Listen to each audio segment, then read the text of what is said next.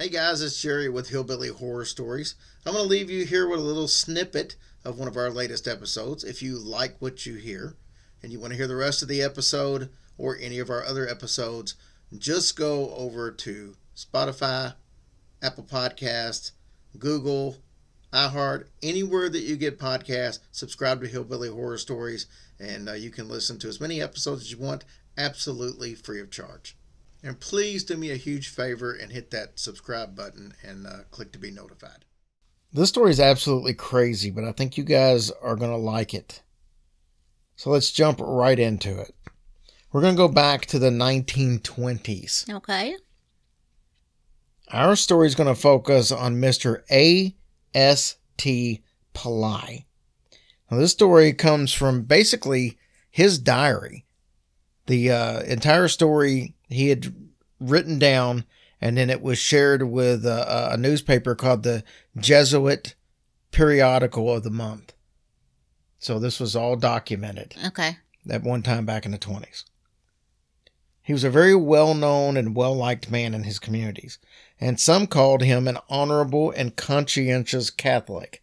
Now, if you know anything about India, Catholic is not the preferred religion of choice over there. Oh, it's not? No, it's primarily Hindu. Oh, okay. So that's kind of... Well, that makes a little sense. So for him to be a Catholic, especially back in the 1920s, was kind of an odd thing. Now, obviously, they existed over there, but it was pretty rare. He was also a tax collector. Oh. That was his job. He collected the land revenue taxes for his district that he was in. He was also the town's sub-magistrate, which is kind of along the same thing as far as the tax collector and everything there. He was a hard worker and a very no-nonsense kind of person, so he definitely wasn't someone that was going to believe in the supernatural causing random events. Now, I say that because on March 3rd, 1920, several strange fires would eventually break out in his home. Oh, in his house? Yes. He immediately blamed his daughter. Why? Well, I guess somebody had to do them. I guess he figured she did it. Oh, now were these, I guess, at different times, right? Yes. Okay. There were more strange fires started the next day. Now, he had just gotten to his office, and his assistant rushed in to tell him that there were some fires in different locations within his house, and they had started simultaneously. For example, downstairs, the curtains caught on fire. Upstairs, a piece of silk was caught on fire. So Mr. Pillay rushed home, and once he saw the evidence for himself, it was obvious to him that his daughter was not responsible. With that being said, he started to think, you know what? Maybe there was some paranormal forces at work here. So he starts hanging up all of these religious pictures of the Virgin Mary and some saints upstairs and downstairs. He went through the house and he drew crosses on all the doorways and the windows with chalk. What would happen next would lead Mr. Pillay to assume that demons were at play here. No, that doesn't sound good. The hand-drawn crosses had all been smeared across with cow poop. Oh, my goodness. Now, that's just wrong. All the pictures that he had hung on the walls had caught fire and had burnt, except for the big picture of the Virgin Mary. It was framed with glass, and it had been thrown to the floor. All the glass had been shattered. The family went into defense mode by reciting prayers all day long. That only seemed to make matters worse. Oh, man, that's some scary stuff. The picture of the Virgin Mary was found torn to pieces. Oh, so this is the one that had busted. Yeah, and that was the glass. glass. Mm-hmm. So now the actual picture has been torn to pieces. At this point, the family asked their priest to bless the house that night. The priest obliged. He came over. He said his prayer and his blessings, and he hung up a medal of Saint Benedict. It was flung off the wall almost immediately and completely disappeared. Oh, my. Wait, what do you mean? It just disappeared. It flung off the wall and they couldn't find it. Everything intensified after this. Okay, so let's point out that there were several children in the home. So most of this could have been done by one of the kids if you really wanted to put up an argument. Mm-hmm. But future events would prove that this was not the case. The day after the priest blessed the house, a heavy standing crucifix made of German silver went missing. It had been placed upstairs. Now, a short time afterwards, their neighbor came to their house and he said that something had fallen onto his roof. It was the crucifix. The next day, March 6th, something even more strange happened. The kitchen door slammed closed and then bolted shut from the inside the kitchen. There was absolutely no one in the kitchen at the time that could have bolted it shut. That's pretty wild. Now, this is going to sound strange, but the walls in this house didn't go all the way up to the ceiling, so they were more like partitions than walls. That's so weird. I guess that might be an Indian thing during that time period. Oh, you think so? I think. Oh, it could be, yeah. One of the servants actually had to climb over the wall to get into the kitchen and then unbolt the door. But when he got into the kitchen, he noticed that it was a complete mess. It had only been like 5 minutes since the door closed, and in that time, the whole kitchen was in disarray. Not only that, the crosses that had been drawn, the new crosses, were again smeared with cow poop, and a large charcoal X had been drawn over top of each one of them. I just don't know why they chose cow poop to do. I mean, I guess that's why it's disrespectful. Right. But then to put an X over top of it, I think they're pushing it. The first time they just did the cow poop. The second time they did the X. The family was obviously concerned. There had been fires, cow poop on the walls, broken kitchen items, and now doors locked. And I don't know if I mentioned or not the cow poop, because that's pretty important. A catechist from the cathedral 60 miles away came to visit the house.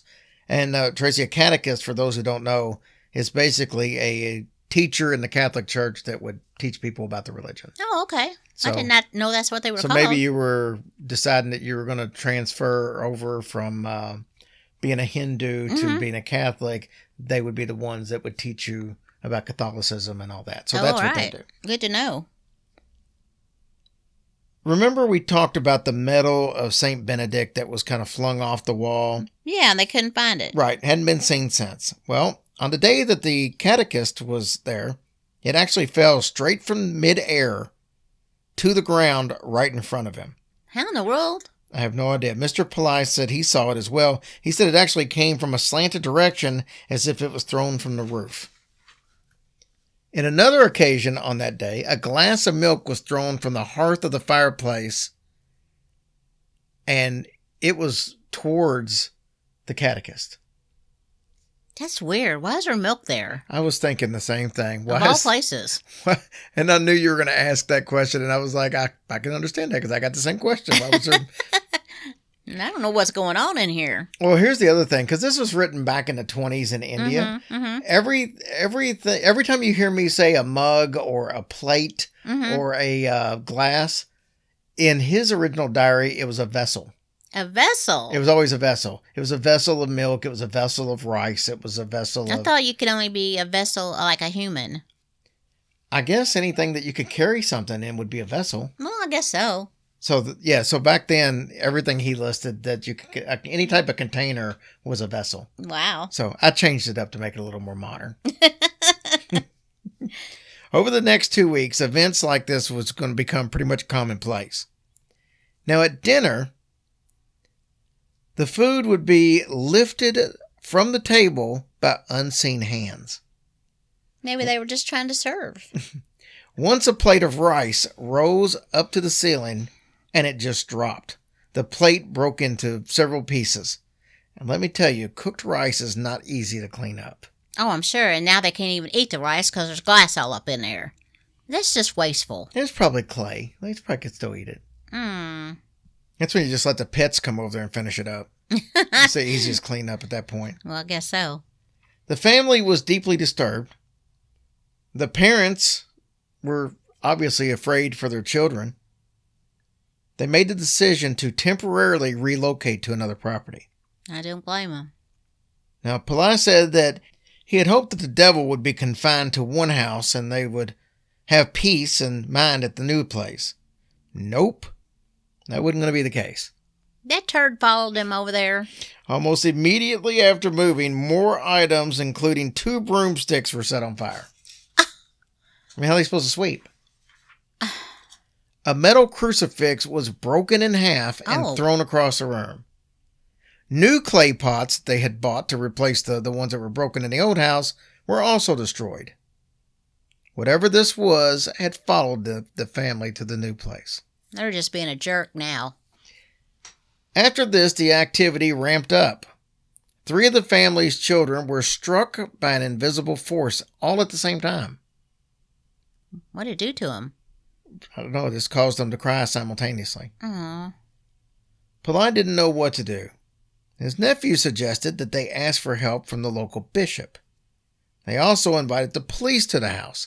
I don't know what they thought the police was going to do. I don't know. That's so funny because we've heard that situation in a lot of different stories. I mean, you can't slap, cuffs on them. Hello. No, you ever tried to put cuffs on a cow poop smearing entity?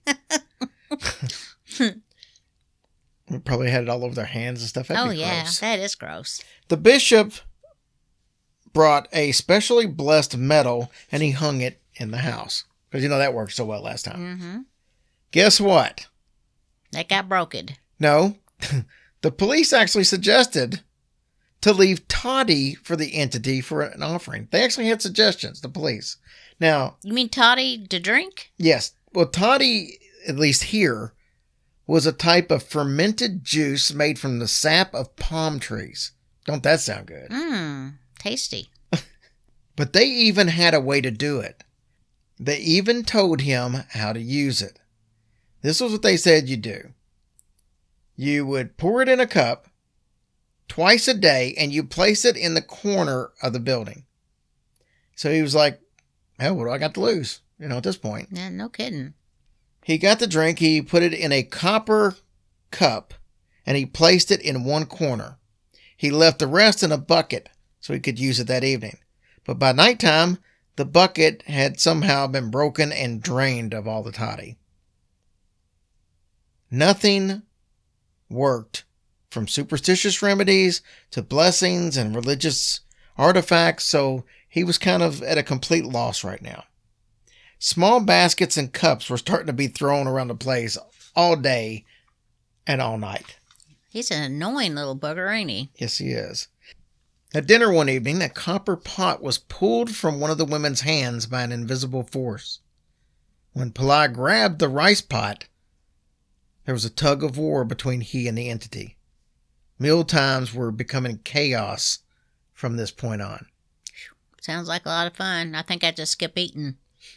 Within a few days, that chaos was affecting all aspects of their life. Something was happening literally every 5 minutes. Bricks were said to be thrown from outside. It seems that the entity had a special penchant for disrupting food, whether it was prepping of the food or the eating of the food. All pots and pans were picked up and dropped on a regular basis. This caused the women working in the kitchen to become so scared of the entity that they refused to work there.